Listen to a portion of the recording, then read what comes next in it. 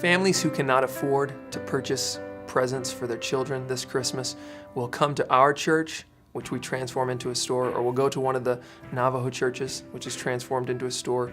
And as these families come and pick out a few gifts for their children, our prayer is that they will not just put gifts under their tree, but that somehow through this, we will make friends with them and God will put the truth of His gospel into their heart. Last year at the DSC Christmas store, I showed up that morning, cold morning, no idea what to expect. I had never done it before. It was my first year. I remember praying in my car. I had no idea what the day would bring. And I had the privilege of meeting a young boy named Frederick. He was 14. He was there with his family. He was the oldest of 7. And we got to talking about his life. He lived with his grandmother because his mom had so many other kids to care for. He didn't have a strong male role model in his life. His dad wasn't around. His mom had remarried. And he really felt displaced. And as I talked to Frederick, I really could remember being 14 years old again, dealing with things just so far beyond your maturity level and trying to stand up under the weight of it.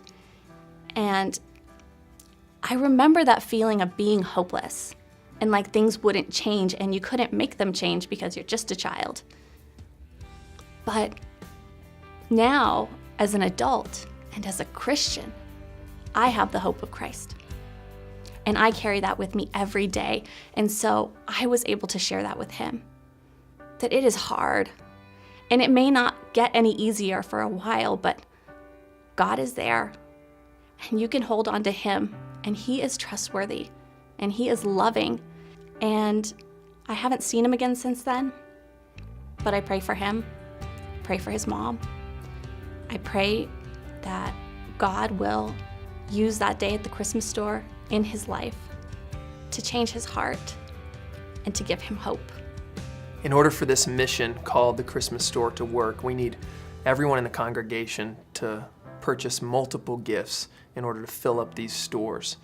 We also, just as importantly, need people to go to these stores in order to serve. The store's on the reservation, but even more importantly, we need a lot of people willing to serve at the store here at Desert Springs.